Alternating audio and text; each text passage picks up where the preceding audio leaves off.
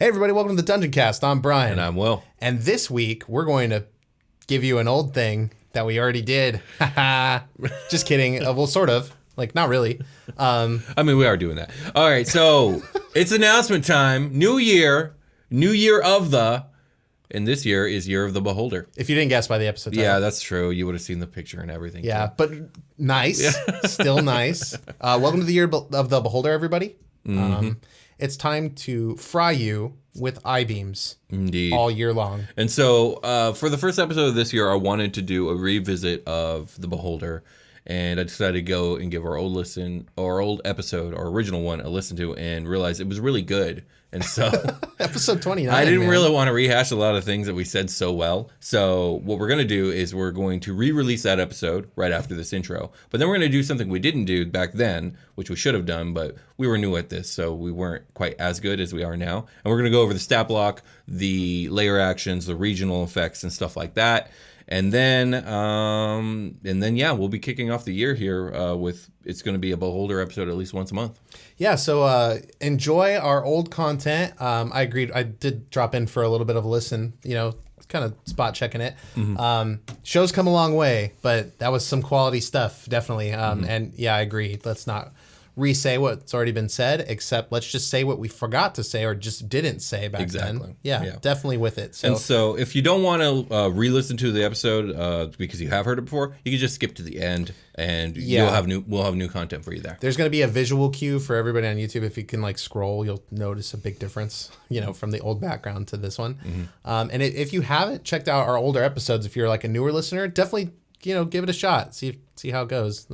That'll help you consider if you want to go into the back catalog, which I recommend. Mm-hmm. But definitely, if you're recommending somebody the show, start them with the newer stuff and make them, work their way back. I think that's probably the safest way. Yeah. So the episode, you're going to hear our Beholder episode, and then stay tuned at the end. We're going to jump into the layer actions and stuff. All right, let's do it. Hey everybody, welcome to the Dungeoncast. I'm Will. And I'm Brian. This is the podcast where we talk about everything Dungeons & Dragons, from untamable Umber Hulks to unfathomable undead. That's right, Will. And today we're talking about Beholders.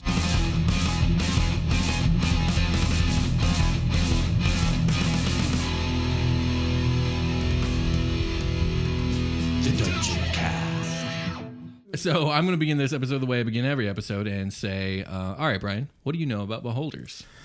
This is what I know about Beholders. Yes, it is on the cover of the monster manual. Yes. Because it is such an iconic monster.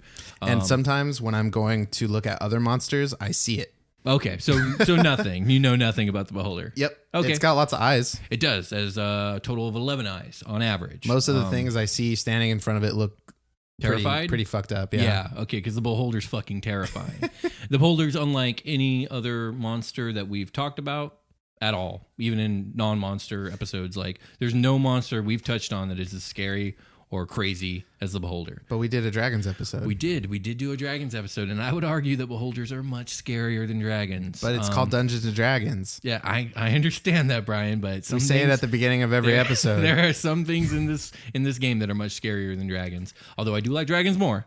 I will explain to you why Beholders are so much more scary. But before I do that, let's describe to viewers what a Beholder actually looks like and is. Beholders are spherical in shape. They're like fleshy orb-like creatures that levitate, and they are usually defined by having one giant centered eyeball with a gaping mouth with sharp teeth, and their orbular structure is crowned with 10 tentacles or eye stalks, each with a large eye in the end. So it's specifically 10. For Beholders, it is specifically 10. Okay. And there are other kinds of Beholderkin that have different numbered eye stalks or no eye stalks, and there's a whole gaggle of Beholder-like monsters. They're not family, though. Beholders are bizarre, and you're going to hear a bunch of bizarre shit on this episode. So their teeth are like that. What's that? Their teeth are sharp, that usually. Deep sea creature with that one tentacle. Like an anglerfish? An anglerfish. Yes, it's a common depiction.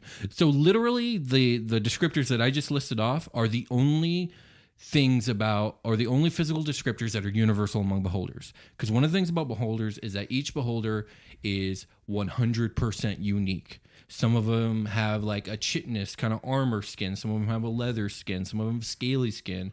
Sometimes some of their eyes are like lower. Some of their eyes are smaller. Like they vary wildly. Okay, so each one is unique as fuck. So let me get into where does the beholder come from just yet, because I'm sure that's coming. But are we talking about like one beholder per dimension or world, or are we talking about? No. Beholders are technically a race. They do not breed. So there's like a set amount of beholders. No. Okay. Well, I didn't want to get into this yet, but we might as well get into it now. Beholders are incredibly powerful inherently, and they're the only monster that I know of that literally has mental abilities so powerful that they literally can shape reality around them. And this expresses itself in a few ways, but the most defining way is that this is how beholders reproduce, is that in their sleep, some beholders are very self-obsessed, and sometimes they will dream about themselves, and sometimes they will do this so strongly that it literally conjures into existence an identical or very similar beholder. Oh shit, like the dream warped version of themselves. Yes, except for sometimes it's identical, or it could be wildly different depending on it depends on what they were thinking about in their dreams. Like, for example, if a beholder is worried about one's own mortality, rather than conjuring another beholder in its vicinity, it will actually transform itself into basically the equivalent of a lich beholder called an eye tyrant. That's on like a death tyrant or something like death that. Tyrant, right? Because that's on the next page. Like there's a twofold, and one of them is the beholder, and one of them is that. So, and we'll get into that. We'll get into the death tyrant, and we'll get into the various amount of beholders. But generally speaking, the way they reproduce is a beholder will dream very much about itself, and it will conjure almost a mirror image, or maybe slightly different. So it won't do that when it's awake? It won't, because it's involuntary. A beholder does not want to make another beholder. Beholders fucking hate each other. Oh, because they're very self-absorbed. Self-absorbed. So that's something like parallel to dragons. Yes. Okay. So we're now going to rewind, because we're getting towards topics I want to talk about later. Okay. But let's get back to the beginning, and I want to start with what they share with dragons. So you remember when we were talking about dragons, how we took all these like horrible personality traits and we dialed them to 11? Yeah. So let's... Very Seven Sins-ish. Yes. Let's take a step back, recalibrate, and consider dragons our baseline for 0. Now dial it to 11 again. You're going to have the personality traits of a fucking beholder. Beholders are hateful. They are incredibly xenophobic. They are megalomaniacs and prideful to such an extreme amount. It's insane, and they are, in fact, very crazy. They are insane creatures. I kind of figured them to be like semi-mindless, just because of their artistic depictions and stuff. They are genius level intellect constantly. They are super intelligent. But they suffer madness. Their madness comes from they are super paranoid. Okay. And they are so self-obsessed that you would consider it madness. But it's not madness that usually inhibits them. If anything, it's madness that makes them way more dangerous, because they're so paranoid and self-obsessed that they have literally thought of every scenario possible to take them out, because they're constantly worried about. Basically, in a beholder's mind, the whole world's out to get them. And anything that happens is because of them. If adventurers wander into their lair, it's because someone's trying to get him or her assassinated. If there's some weird ruckus in a kingdom 200 miles away and it causes a regime fall, it's because someone is plotting something that's going to lead to the death of the beholder. Holy shit. Yeah, beholders are that and they can crazy. Mentally string together that chain of events. Exactly. They're master chess players on crack. And so basically there's almost no scenario that players will be able to come up with that the beholder won't be literally ready for. It could be we plan on coming into the beholder, we plan on teleporting into the heart of the beholder's lair on the backs of dinosaurs carrying laser pistols, and I guarantee you the beholder has a plan for that. That's the level of crazy these beholders are. You come out of the portal that you jumped in there to, yeah, and you just fall right in its mouth. Yeah, it was ready. It was ready. Oh, now. So, exactly. So they're xenophobic, megalomaniacs. Do their eye stalks like turn to like look at itself a lot since it loves itself? I imagine so, but since we're talking about like vision, they have 360-degree vision. You cannot sneak up on a beholder, and it's dark vision. They're incredibly highly perceptive. Of course, it's dark vision, Will. Yeah, they do tend to live. Oh yeah, because it's 5th edition. Everything's dark everything vision. has dark vision. Yeah, dark vision. They tend to be found deep underground, in the Underdark. But let's also talk about their powers because they are inherently magical as fuck. So, each of their eye stalks has a different laser beam that comes out of it, and there are 10 different beams that can come out of these eye stalks. Fuck yeah. I'm going to try and remember them off memory without looking at my list, which I think I've made. I'm not even looking at my notes now. There's a cold beam, a fire beam, a paralyzed beam, a charm beam, a petrify beam. There's a death beam, a disintegration beam, a telekinetic beam. Say poison beam. There's no poison beam. What? They don't fucking need no poison beam, bro. Well, there might be a fear beam. Okay, I'm gonna now look. Where are my notes? I wrote it down. Fear and veneration, which I think is just like a force wave. Oh, okay. They have a sleep beam here. Let's see. I'm gonna read it off. Charm, paralyze, fear, slow, and veneration, telekinetic, sleep, petrification, disintegration, and death. Okay, so not all beholders have a cold and fire beam. There are versions of them that do. Holy shit. Yes. So here's how some of these beams work. Okay, I want to talk about the disintegration and the death beam because it used to be back in the day, if you got hit by that, you died. It's save or die. There is nothing else. It's called a death beam. It's called the death beam. Same with the disintegration beam. The way it works now is it death beam and disintegration beam on this list right now? They're two different beams.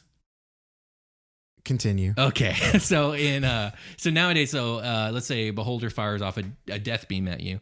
It does an obscene amount of necrotic damage. Okay. And if it drops you to 0, instant death. Yeah, no saving. No saving. Okay. Instant death. If it drops you to 0 specifically. It works the exact same way with disintegration beam where it's an obscene amount of damage, and if it drops you to 0, not only are you dead, you're a pile of ash now. Like, you don't there's exist. no body recovery. Yeah, there ain't no resurrecting spell, that. Yeah. And that's just 2 of its beams. On top of it, it can bite you. And then it has one more. Also it can bite you. Well, it can't fucking kick you. Yeah. So the bite does come into play. You think it wouldn't because of all these eye beams, but the reason that the bite will come into play inevitably is because they have one more eye power from their main eye, and it is an anti-magic cone. And literally, Also, by the way, no, they don't fuck around. Probably most effective means of fighting me at range is all magic shuts down. Magic items, cleric magic, wizard magic, spells don't work. Nothing magical works within their cone of sight. Super nerf. Yeah, it is ridiculous. They are fucking terrifying. Can you imagine you have jumping boots or something that are magical and you jump, you start your jump and then you enter the cone. Yeah. And then you just fucking fall. It's exactly what would happen. Cool. So on top of all that, it would be idiot. Death beam. Death beam done. On top of all that, they have legendary actions because they're a legendary creature. Yeah, okay. Which I think their legendary action is just 3 random beams go off. From its eyes? From its eye stalks, just 3 random beams. So I was afraid you were going to be this thing's got 11 turns because it's got 10 eye stalks. Oh my God, can you fucking imagine? That'd be a nightmare. But it basically does though because it's got legendary actions that. Yeah. Well, and it's 3 beams go off at random, plus on its turn, I think it can do 3 beams. So you'd roll your D10 and make them go off. That's how I would do it. Yeah. Okay, so on top of legendary actions, much like a dragon, they have layers that they live in, and in their layers they get layer actions if you're attacking them there, which probably deep in the Underdark, right? Yeah, well, usually, sometimes not so deep in the Underdark. Sometimes they live in other places, but this is where their reality bending kind of comes into play. So as remember, I told you when they drain, they do all kinds of weird shit. Well, while you're fighting them in their lair, they tentacles will come out of the walls and just grab you. or like random holes will appear and just all kinds of random like reality bending shit. fun. Yeah. So, word of advice, don't fucking fight a beholder. Like, I've never had to fight one as a player, and I've never actually pitted one against my players because it's so fucking terrifying. I'm like, Yeah, this I don't is really got a place for this right now. This is like a level 15 plus endeavor, I would imagine. Probably like I don't want to say level 20 because I've never been level 20 or anything like that. Yeah. But it's up there. It's got to be. Yeah, no, it's high level shit. Well, like how do you pit like how many players would you? What's its challenge rating of this thing, basically? Off the top of my head, I don't know, but it's got to be 15 or higher. How many? What if you were to set up a combat with a beholder? How many players would you put up against it? And what level would you expect them to be? Considering they had like good team composition. I guess I would want it to be a 5-part deep party, and Yeah, probably at least level 12 to 14 at least.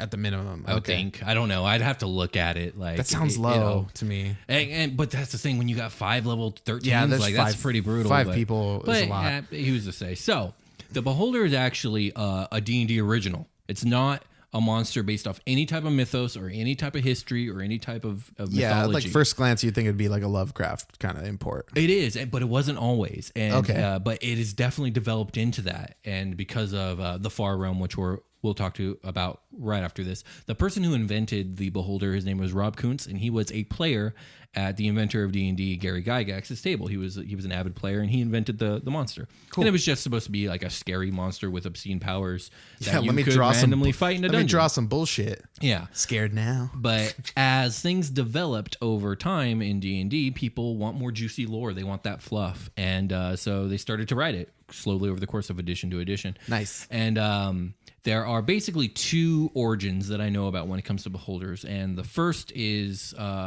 from my experience in 4th edition, is the outside of the planes of existence, of the positive and negative realms, the abyss, and all that. There is something beyond, and it is something beyond physics, beyond understanding. It is a place that, like, if you were to end up there, like, you wouldn't be able to exist there.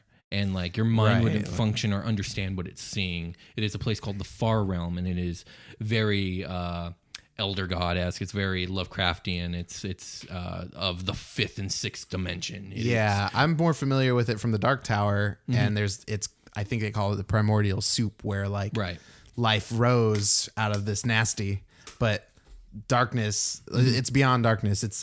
It will drive you mad if you see creatures from there, like with your own eyes. Things like that. So very similar. Yeah. And things that come from the Far Realm are called aberrations, and they are usually insane and usually super alien, much like the Beholder. Another origin I have seen, and I also like, is that all beholders are children of a deity level being called the Great Mother. And the Great Mother, as far as I've read, is a sentient labyrinth that is infinite and insane.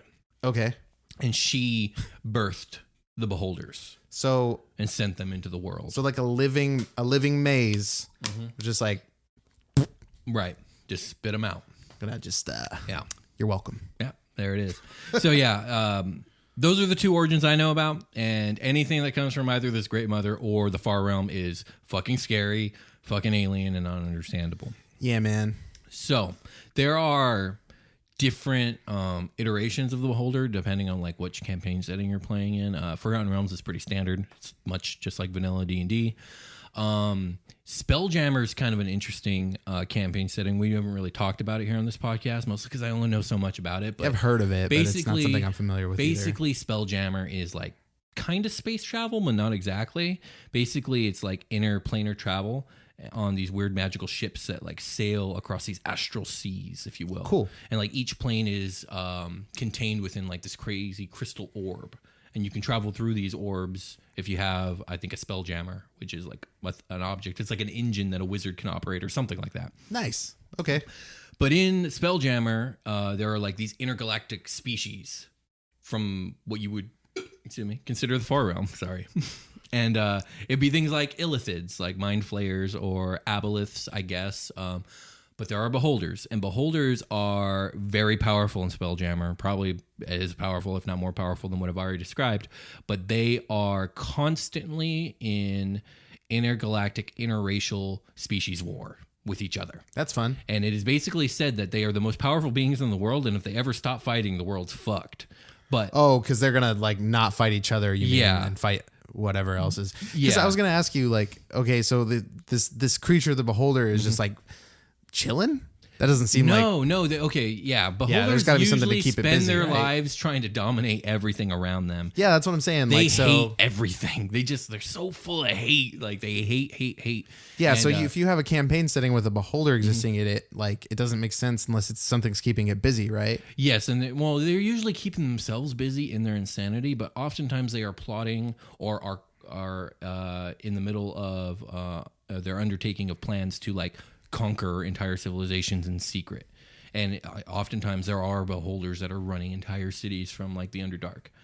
Those types of beholders you call, they're not solitary beholders. There's like 3 types of regular beholders. One is solitary beholders, and they're the ones that keep completely to themselves and hate everything. Okay, I get it. Okay, I can see it because they're so paranoid. They're gonna like move the pieces around to like make it happen externally from them, basically, without putting themselves at any risk. Right. Okay. So these ones are called eye tyrants. That's what they're called, and they have managed to keep their paranoia in check. Okay, it's not gone, and sometimes it'll come back, and it'll come back in waves. But for the most part, they got that under control, and they will deal with other species. They will never deal with other beholders, but they will deal with other species in a tyrannical kind of way, like I own you, you do what I say. But they consider any type of disobedience or failure like death. You're done. Yeah, You're death done. beam. Yeah, boom, done.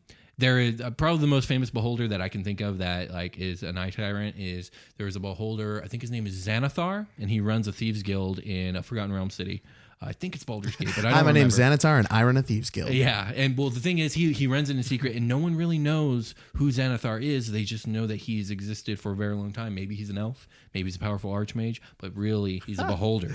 Cool. And he's not. It's like an open secret, so his everyone who's like reasonably involved with the guild knows, but like any like outside vendors that they're hiring to do stuff, they don't know, or the general public doesn't know. Yeah, and what also isn't known even by the members of the Thieves Guild is that Xanathar is not the first. Like he has birthed himself. And okay, remember how I said that beholders in their dreams will sometimes dream them like a copy of themselves? Yeah, just dupe it out. Well, those two will fight to the death, and then whoever's left takes over. But the thing is, they both think they are Xanathar, and they both think the other is the imperfect copy. And they have the same memories or whatever. Like they the might as well Prestige. be. Yeah. So the one that, so would it birth something that's like asleep? Because I feel like if you like are sleeping and you birth your equal or whatever, it's just gonna fucking death beam you right there. If it's whatever. awake, I suppose. Yeah. Well, here's the thing though. Like sometimes beholders, when they dream another beholder into existence, it happens anywhere within a mile radius. So they might not be close enough to end up seeing each other and fighting to the death. And the one that was birthed just carries on as if he always was. Holy shit. Well, okay. Yeah. This is a new segment we're going to do in the show called Fantasy Physics. Okay. Where what will tell me, welcome to Fantasy Physics, everybody. Hello. My name is Brian. That's Will. And this is news for me too, guys. Yeah. Will, what would happen if two beholders shot death beams at each other and they collided? I imagine the universe would end, Brian. No, I don't know. I actually have no idea. No, that was not a serious answer. If they both shot death beams at each other and collided. Oh, you mean if the death beams crossed? Yeah, if the death beams. You never cross the beams, right? So I don't know. Like never according to Ghostbusters logic, you never cross streams. So fuck if I know. Yeah, maybe the universe would end, Brian. I don't know. I have no idea. And this has been the first edition of Fantasy Physics on the Dungeoncast. Thanks everybody. I hope it was helpful. And with that, we're going to take ourselves a short rest. Yeah, let's do that. I need some water.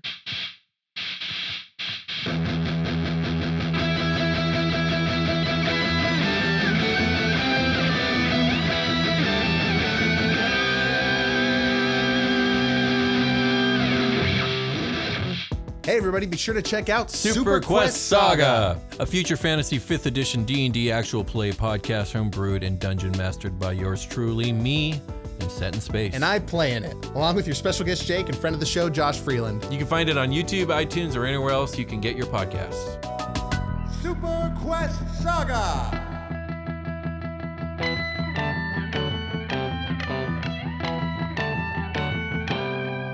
Ready to get back into running, so I think You're we not- should be. Not too terrified to delve deeper into the subject? I never scared. Okay, all right.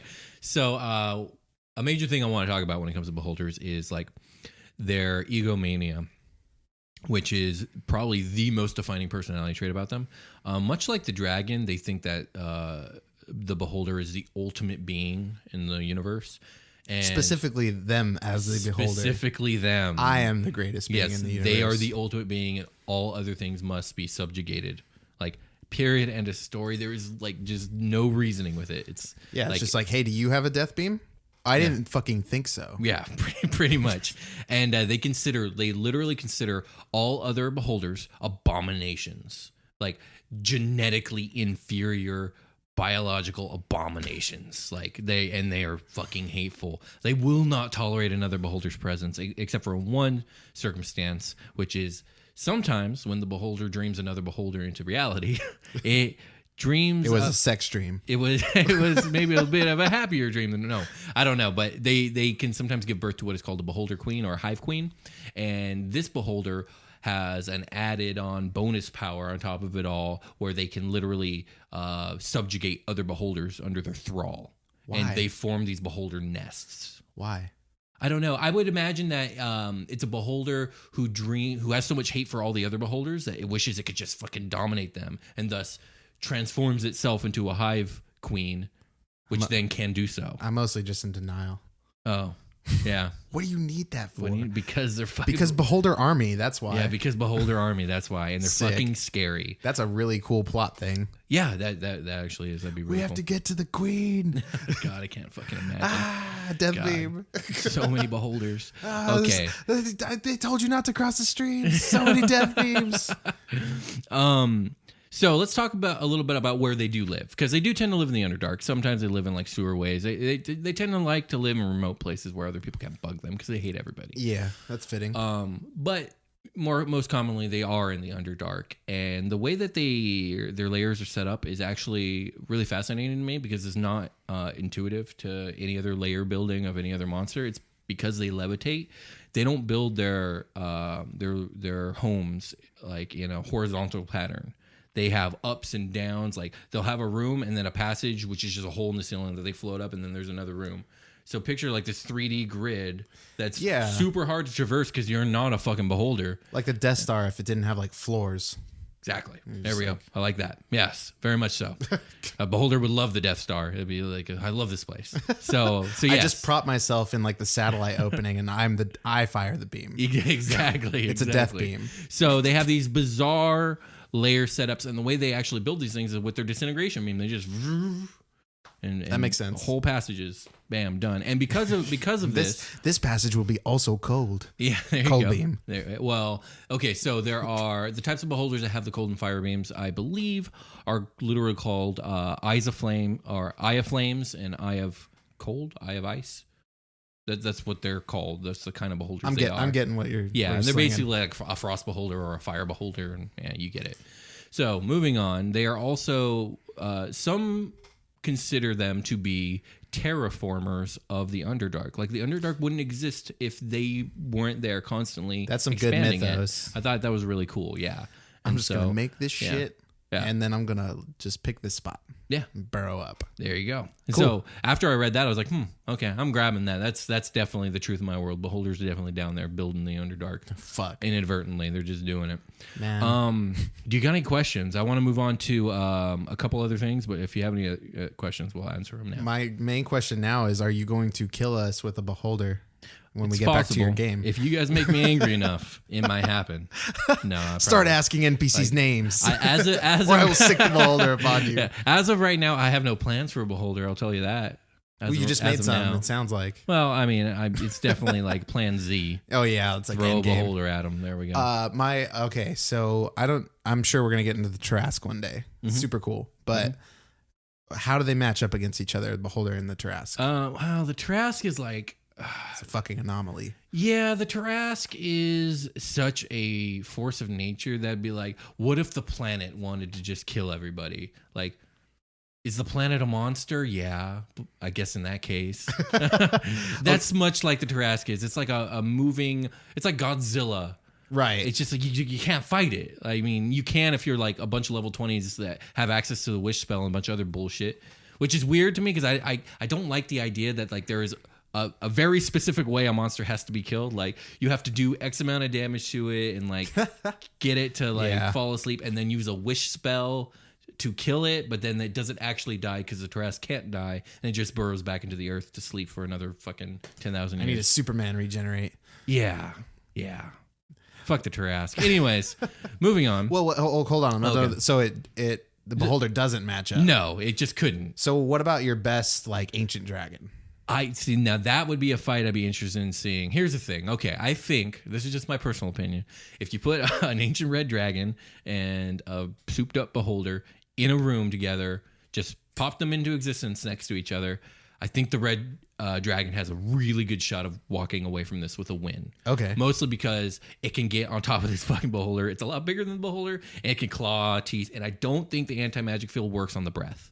Because I think the breath isn't considered magical. I could be wrong on that. So dragons are like inherently magical though, right? They are. Okay, fantasy physics, we're back.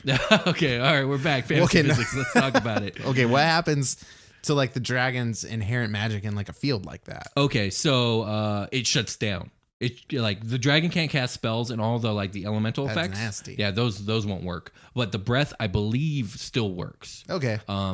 So I think in that case it would work out. But if you had an ancient red dragon and like a powerful beholder that are plotting against each other and readying, it's like the Batman versus Superman thing. If Batman has time to prep, he's probably gonna win. But if there's no prep time, he's fucked. Yeah, that's if you're just, kind of like, how I in the see room with like a fucking immovable object or exactly. So that's how I see it. I see if they have time to plan, the beholder's gonna fucking win. There's no fucking way that dragon will never even get within a mile radius of that beholder before it dies. Like, Fuck. Yeah, that's just my opinion. It can happen in many ways, I'm sure. Yeah, who knows how it would go down. It's Yeah. up to you, DM. Yeah. So sometimes beholders are so crazy that they literally have split minds, like two active genius intellect minds that hate each other. Cool. And are constantly plotting against each other. Okay. And they can talk to each other, but it's confusing. They're just crazy. They can look at each other.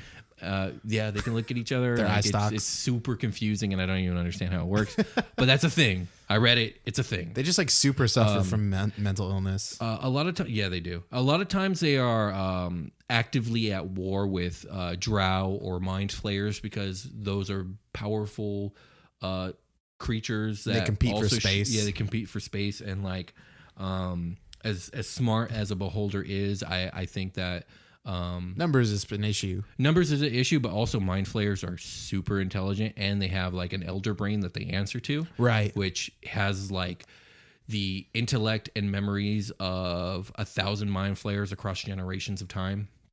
So who's smarter there? I don't fucking know. So Semantics. So let's talk about the different kinds of beholders. We talked about solitary beholders, eye tyrants.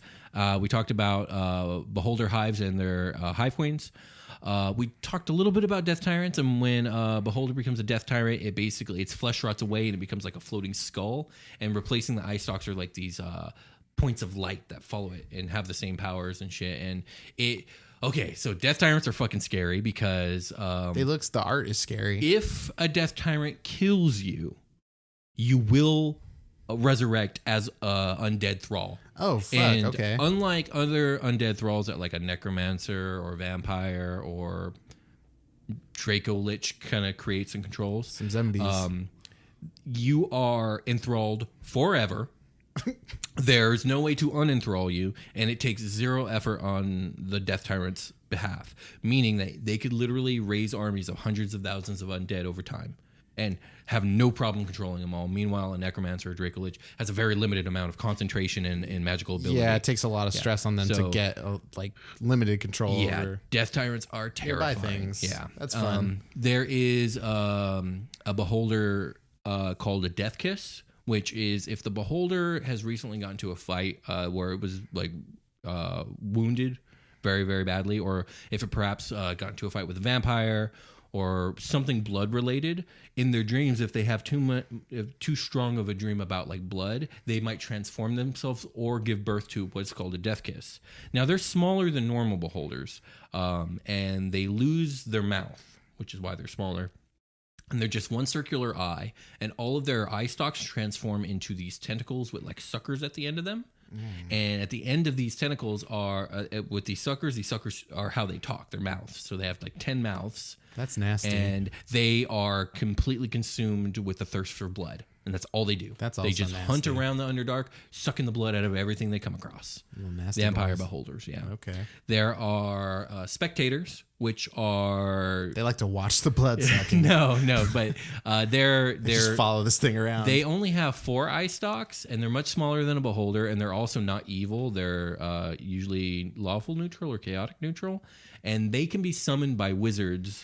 And there's like a ritual where when you summon a spectator, it is bound to guard whatever room it is you summon them in for 101 years, and then it disappears, and then you Okay. can summon another one. But like because of their constant solitude and being tied to a particular location, they usually go absolutely batshit insane just over time. yeah, Solitary okay. confinement. Just Yeah. like thinking about whatever. Yeah, they're usually like crazy. There are I'm trying to think because my notes don't have any other shit on them. So there's I think they're called gazers, and they're like little mini beholders that lack any actual intelligence or ability to speak.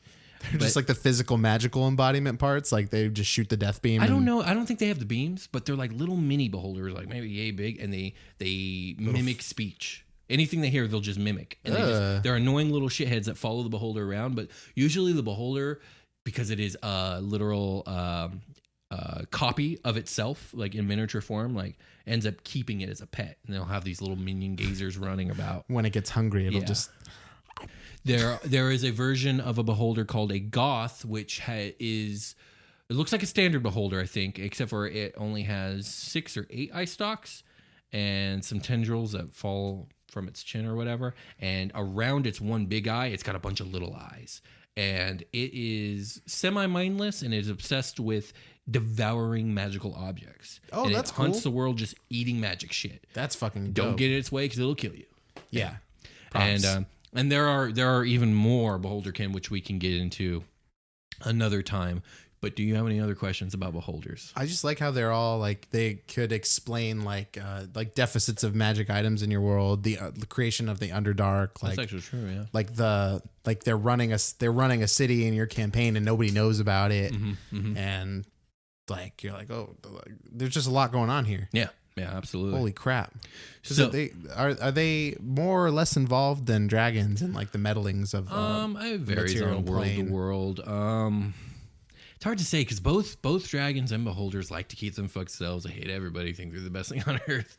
Yeah. It seems like you got a lot of these big, like, depending on the way you're going to run your campaign, but if you want to just like import the monster manual into your setting, you're going to have a lot of things that act this way competing for the same prizes and stuff like that. That's true. So that like eventually they might get in, like I can imagine dragons getting in each other's way. Oh yeah, it happens. Yeah. So like why not like the other creatures like the beholder and stuff, and like Yeah, beholders are often warring amongst themselves. How involved they're getting in like the lives of like mortals and civilization, I think it's fairly limited. Mostly because they're too busy either being crazy solitary, Yeah, they're keeping themselves paranoid, busy in and their like brain. holing themselves up, Yeah. or warring with each other, or in the Underdark warring with the Drow, or whatever. But I mean, wouldn't that be a cool concept if the beholders like decided to call a fucking truce with each other, and like after they've conquered the world, then they'll go to war? Like, so you just have like literally thousands of beholders coming from the Underdark, and they're here to take over. That'd be crazy. look, we're all worried. Yeah. Okay, let's just handle it, and then we can worry about less. Exactly. So that'd be terrifying. But yeah, if you have no more questions, I would like to answer our listener's question, Jack. Yeah, we're gonna have other, like how we're gonna do more dragon episodes. We're gonna do Oh yeah, more we're definitely gonna have more beholder episodes. I want to do a beholder episode where we talk about strictly beholder kin, and we'll get into the lore of like death kisses, death tyrants, goths, gazers, spectators. It would be cool to run a one shot with like high level characters that like just build a beholder encounter basically. That'd be cool. Like build a beholder dungeon. Yeah, because like, yes, you don't need any more story than you guys are coming in here to kill this beholder. Yeah, you found out about this bad shit. Yeah, I like that. That'd be fun to run. Yeah, and definitely. then we get some experience because I would like some experience with like some of these creatures. You know. Yeah, I agree. I mean, I know a lot about the beholder, but have I ever fought one? No. It'd be cool, like because like just to get that hands on because you know you got to go. Probably that's the end of the campaign, most likely. Yeah, maybe. Or at least the end of a major story arc. Yeah, I mean, but likely. either way, it's going to take some time. Yeah, I you know, even at high levels, like you run into a beholder, it's time to fucking run because like they're scary, like they're legit, they are player killers. It sounds like it. Yeah, they have a thing called Death Beam.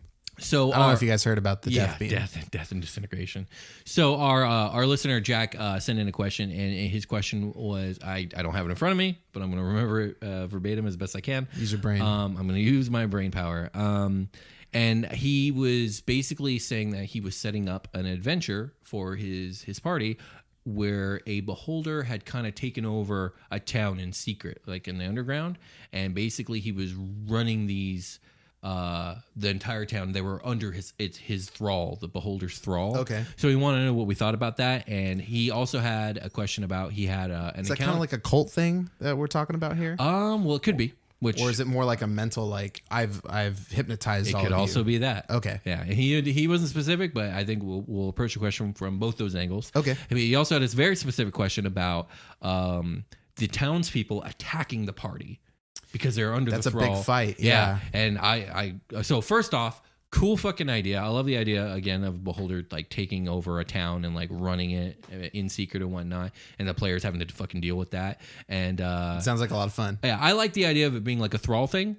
And what it reminds me of is a creature called the aboleth, which does that very blatantly. So if you like the idea, Jack, but maybe the beholder doesn't feel right to you, I would definitely look into the aboleth because it literally does what you're talking about. But I don't see any reason why the beholder wouldn't be interested in doing that as well. Yeah, man, just plug it in. Yeah, absolutely. And as for the concept of like these random commoners under the thrall of this beholder attacking the party, that's actually a really cool encounter because it puts the players, depending on who they are, in an interesting position. Like, if they are truly good players, like they're not going to want to kill they're not going to want to kill these townsfolk, like especially if they sense that it's a thrall. So how are they going to get out of this? I was thinking about your guys' the party I DM for. Yeah, like D'Artagnan, my character. Yeah, he would just start murdering people. You and Digo would just start hacking. It's and true. Delphi too. Yeah, it's true. Well, and Archibald would be like, no. Archibald and Evan. Yeah. I don't know. Yeah, they'd be like, yeah, what are you doing? No, wait. So you put your party in a very interesting situation, and I'd like to know how that plays out because depending on the party composition and their personalities, like it might be a slaughter fest, or they might end up having to give up and run the fuck away. Yeah, like, approach with stealth or something, or come up with some super complex, creative like resolution to the situation. Now, so I think it's a cool idea. I think it's we won't kill them. We'll just cut off their food supply. Yeah, wait it out. Yeah. So I think it's a cool idea, and it sounds like you think it's a cool idea. Oh and, yeah, absolutely. Yeah. It reminds me of to bring up Dark Tower again. It's the very first book, The Gunslinger. They go, and spoilers. The gunslinger goes to a town, and the town is like under the manipulation of a man he's pursuing who has told the town like, hey, the interloper is coming. He's behind me. Okay, bye. And then they all like basically fucking attack him. No shit. So it's a town of like 42 people, I think it is. Oh crap. And he kills them all. Oh shit. Yeah. I didn't even think about that. I didn't think about like the numbers game here. Yeah. What if the whole town attacks the players and it's like 100 or 200 deep town? Like, what the fuck do you do? You gotta. Yeah. I mean, numbers is important. Numbers is very, very important in D&D, and that doesn't sound like a fight you're going to win. Yeah. Even if they're a bunch of weaklings and they take one hit, you don't know.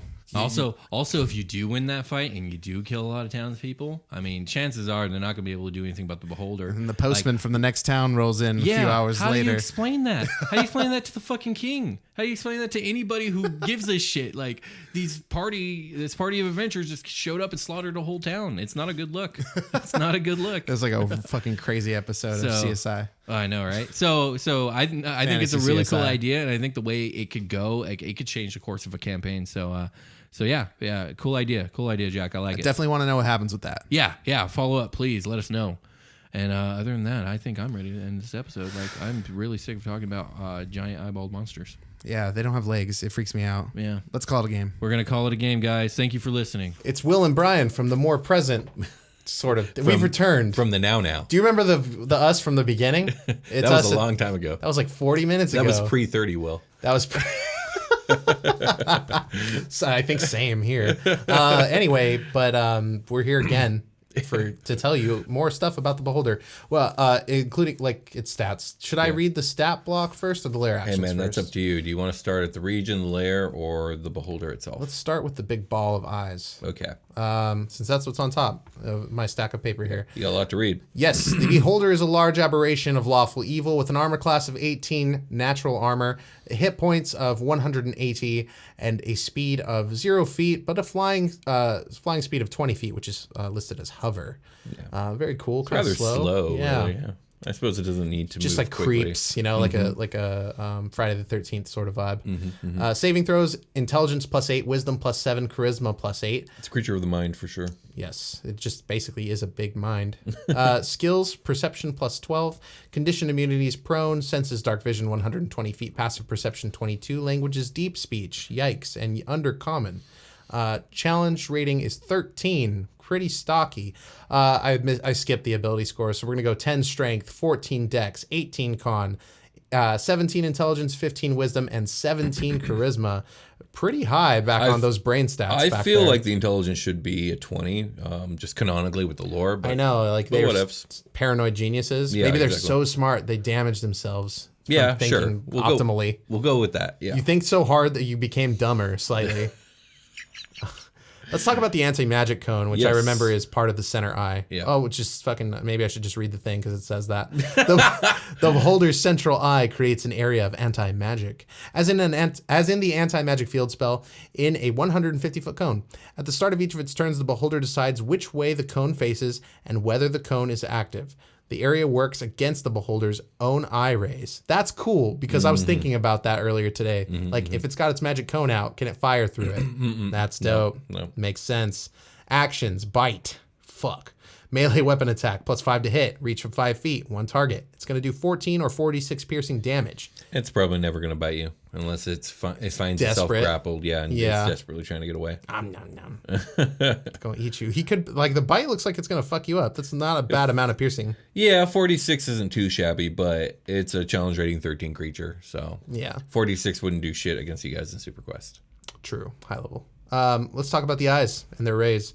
The Beholder There's shoots 10 of them. The Beholder shoots 3 of the falling magical eye rays at random, so you re-roll duplicates, which I'm assuming in the same turn. Yeah, it's like the same eye's not letting off 2 blasts because, That doesn't make sense action economy-wise for Dungeons and Dragons. It does not. So choosing 1 to 3 targets, it can see within 120 feet of it. Cool, very far. Kind of makes up for the speed thing.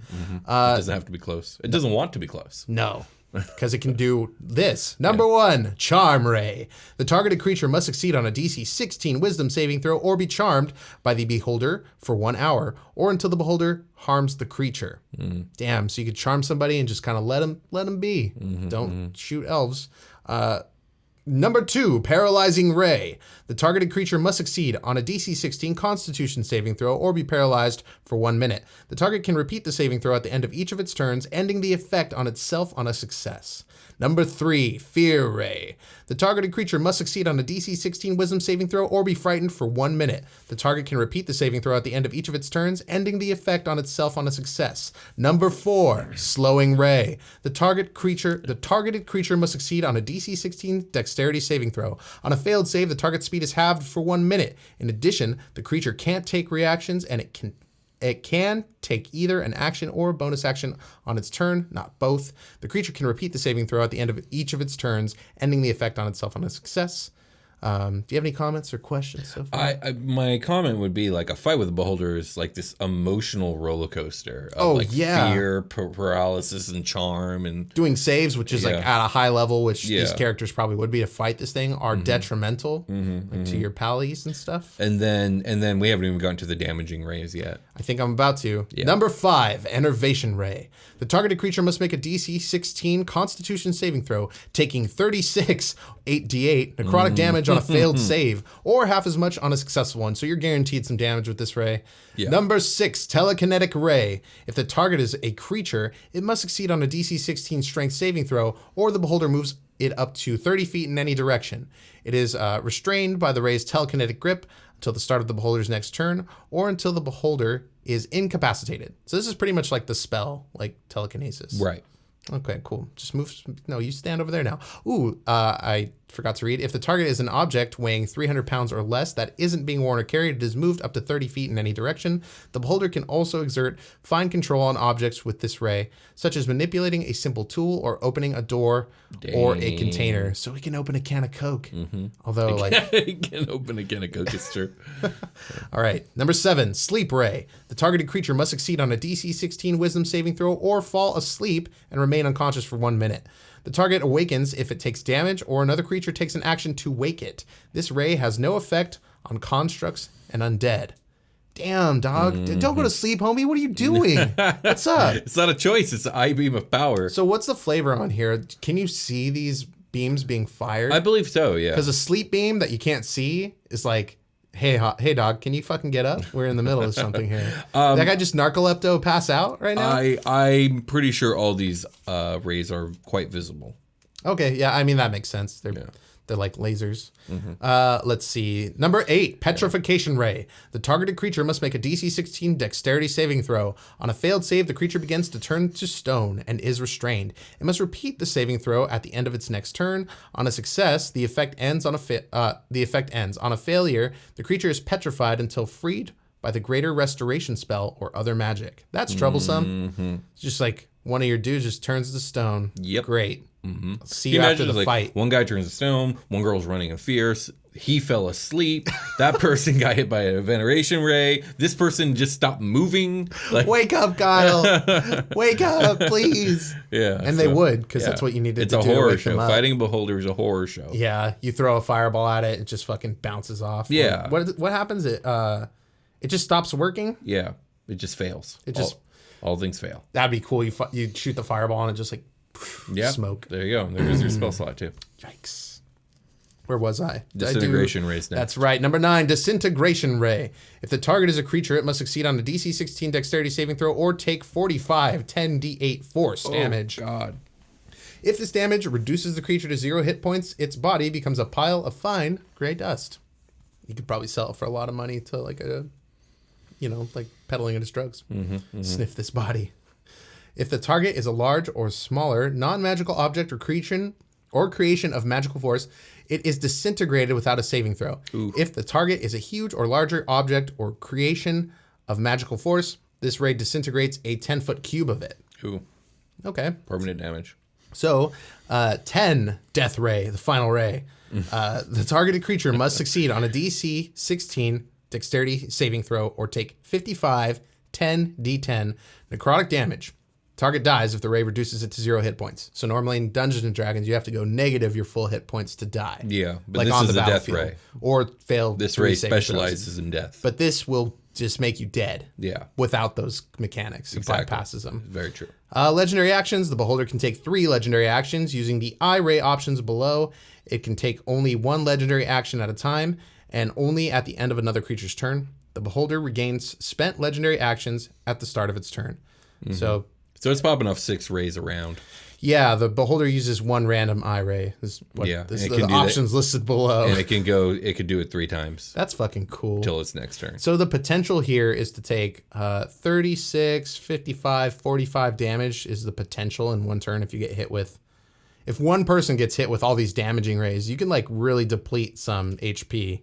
Oh yeah, definitely. Everything else it seems like it's a status effect. So we got but a lot of them are pretty devastating. Oh, absolutely. You stop moving, or you run the other way, or you fall asleep, or you turn into stone. Relinquishing turns to enemies in Dungeons and Dragons is like really powerful. Yeah, absolutely. For one or the other, depending on who's on the not failing their turn end of stuff. Yeah. How about we move on to the lair? Let's do it. So I think we talked about in the episode how most of their lairs are like mazes that they dig out pretty much with their disintegration rays and they're not stuff. necessarily like what's the word I'm looking for?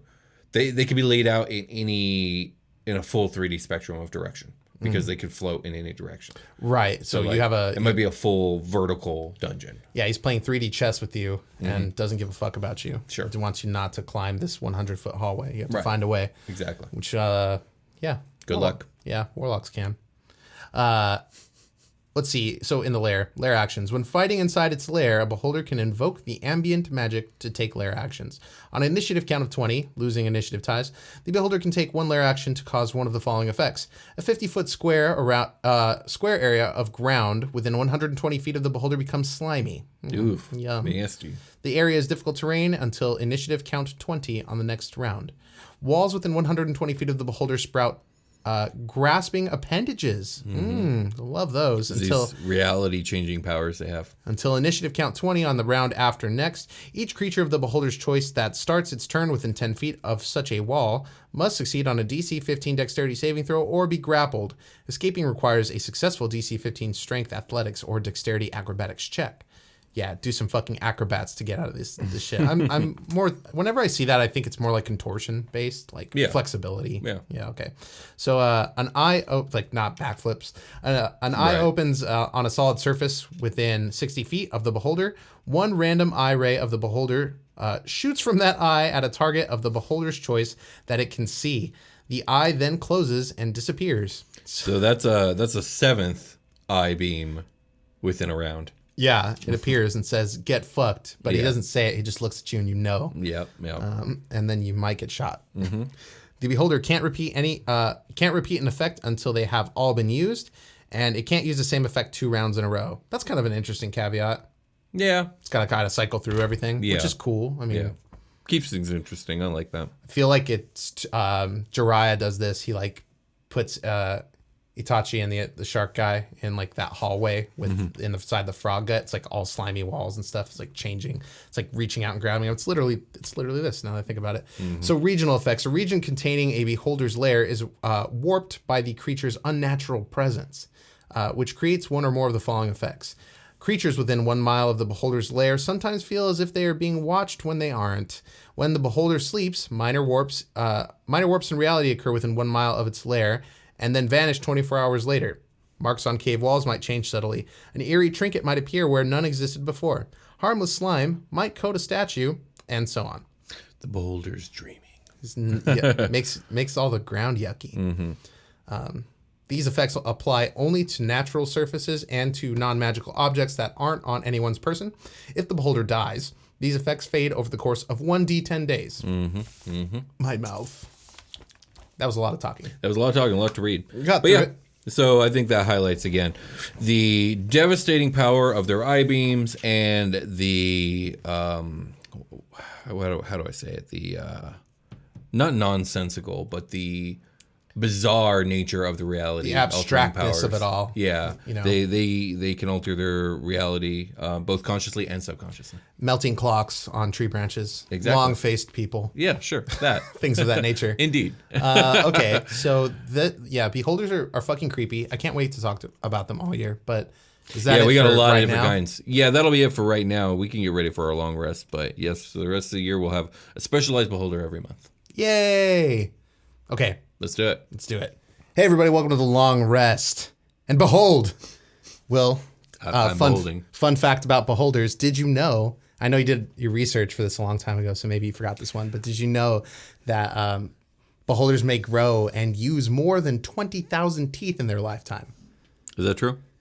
It's true about great white sharks. Oh, okay. That's what I thought. It didn't sound like a beholder fact to me in all my reading. Behold. Anyway, let's talk about patrons. We're gonna shout everybody out from like November, so you might get a double. Hopefully, we get everybody because November and December. November and December. We're finishing off 2020. We're just gonna finish off 2020's 2020's Patreon entries. So thank you. I'm sure next episode we'll pick up a couple people that came in like at the very end. Oh, I see. Yeah, since we're so far in the future right now. The 23rd? It's still 2020. 23rd today. What is today? Today is the 23rd. Okay. Yeah. Yes. Anyway, let's talk about you lovely Patreon people. It's your shout out time. So check it out, guys. If you go to Patreon, you can basically fund the show like on a monthly basis. That's probably one of the best things you can do to help support us besides talking about the show and spreading the word. There's a lot of great bonus content. There's like a show called the Dungeon Chats that you can check out. It's like me and Will kind of shoot the shit. We talk about backstage stuff or like Pokemon or whatever it is that we have on the mind, and we feel can carry a conversation for like 45 minutes, which me and Will are pretty good at, which is why we started the show. So yeah, just like kind of harken back to the old days when we were working at night together. So let's see here. I'm going to pull up this list of Patreons, and we'll talk about them in a very like a glowing testament. I'm gonna read it like this has some weight, like because we appreciate you guys so much. Yeah, I'm gonna go back to November 1st. So sorry if you're gonna. Well, I guess I'm not. I don't know. I need to apologize for shouting people out twice. Yeah, I'm just trying to double up. And I'm sorry if we forgot you. Please reach out on Patreon. If we did, we'll get you caught up on the next one. I have a new system that we're gonna use this year after this episode, so we're gonna kind of smooth that out. Will says it's a good idea, so I'm pretty sure it is a good idea. Anyway, thank you, Travis S. Thank you, Travis. Thank you, Odd Vaskar. Thank you, Odd Vaskar. Thank you, IRTP. Thank you, IRTP. Yeah, these are familiar. Thank you, Nick Farrell. Thank you, Farrell. Nick Farrell. I did that last time. Let's see. Thank you, Baka Senpai 69. Thank you, Baka Senpai 69. Nice. I probably did that last time too. Thank you, Emmanuel Laplante. Thank you, Emmanuel. Let's see here. Thank you, Riverside Odds. Thank you, Riverside Odds. Thank you, Dalton Lewis. Thank you, Dalton. Thank you, Lawrence Pilo. Thank you, Lawrence. Scroll. Thank you, Christopher. Thank you, Christopher. Thank you, Alex Hefner. Thank you, Alex. Thank you, Nicholas Kloss. Thank you, Nicholas. Wait a minute, Nicholas Kloss, like It's got an H in there and the Nicholas, which I know isn't always a thing. I can see it from here. Yeah, and then Kalos. Okay. Yeah. Kalos. Thank you, Anna Keeley. Thank you, Anna. Thank you, Clark Dickey. Thank you, Clark. Thank you, Thomas Galvin. Thank you, Tomas. Thank you, Alexander Baker. Thank you, Alexander. So that's going to clear it up for Noviembre. Let's head up to Diciembre and get it. December. Diciembre. Okay, I'm at Diciembre now. Here we go. Nope, almost. Wait for it. There we go. Thank you, Dyslexic Catfish. Thank you, Dyslexic Catfish. Thank you, Michaela Lay. Thank you, Michaela. Thank you, Lorenzo Benetti. Thank you, Lorenzo. Thank you, Carson Hardy. Thank you, Carson. Why does Carson get such a big... Well, because maybe I'll change it up to kind of... You know why. Well, thank you, Carson. Thank you. Carson, you get a little extra, buddy. Thanks for your pledge. Let's see. Thank you, Dan. Dana. I almost said Dana. You did. It's definitely Dana. It's definitely Sorry, Dana. Thank you, Dana. Dana Soltis. I'm going to go with Soltis. I'm going to go with Soltis. Yeah. Yeah, I agree. Yeah. Thank you. Let's see. Thank you, Kirkus Hera. Thank you, Kirkus. Thank you, Gillian Romero. Thank you, Gillian. Maybe I'll start doing that for people that come in at this level. Yeah, thank you for your patronage. We really appreciate it. I hope you enjoy your mug. It's a nice touch. And here we go, our latest and greatest. Oh my God. Yeah, I encourage this behavior. I 100% encourage what you're about to hear. I can see that from here. If this is your jam, if this is your flavor, I'm not gonna crush it. I'm not gonna stomp on it or keep it out or wipe it up with a fucking napkin. We're gonna get. Thank you for your pledge.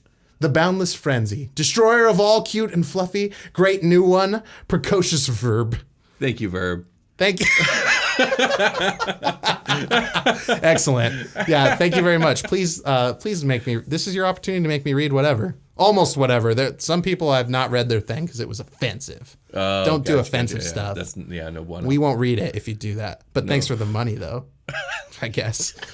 Yeah, sure. I hope you guys are enjoying your bonus content. Please check out the Google Drive stuff if you are a patron. Get in there, check out that Dungeon Chats podcast I was telling you about. It's pretty cool. People seem to like it. And check out all our live play, actual play stuff, whatever we call that. pre-recorded Dungeons and Dragons. They're really good. They're really funny. If you like Super Quest Saga, especially, that's like going to be up your alley. And check if you're at the 10 and up level. I hope you enjoy your sticker and check out FBATs. Definitely check out FBATs. I think more people are starting to listen to FBATs, and the glory is people love FBATs. The word of glory is being spread. It's like a cult. Like the second someone, oh yeah, I'll give it a try. It's next thing you know, they're full convert, and everyone's shouting from the rooftops. So it must be good. It turns out a lot of like at this point, there's like 2 or 3 years of stuff worth of FBAT. That's true. The campaign's been going on for a long time. That's true. It's a straight up campaign. There's a level whole are they? other show in there. What level are they? They're level 12 now or 13. Man. Oh, yeah, wow. we were doing by 2, and we slowed it to by 1. So because same thing as Super Quest. I don't really want to go past 16. Same thing as Super Quest. Yeah, because like at that point, what are we doing? Like Right. like we're Justice Leaguing it, which I think is the next natural step for the FBATS world is to start Justice Leaguing it at some point. Yeah. And yeah, there's actually I decided to release the FBATS stuff as canonical, like that we recorded. So because they're really good. They have some audio problems, which has made me sad, but you know, the pandemic came and we had to make a lot of adjustments, and we learned through failure on the Dungeoncast. So we got pretty close. Like it was basically like this was before the first Ranger Danger. I tried to do a tester, and that episode, I love it. It's just like, shit, man, Steve's audio is so bad. So sorry about that, guys, but it's a really, really great episode. I think that was the most fun I've ever had re-listening to an FBATS. So I'm happy to get into the next one. Yeah, I need to get that done like next week. Well, with that Anyway. being said, I think we could call it a game. Yeah, let's call will it a game. Talk to you guys later. Thanks, guys. See you later.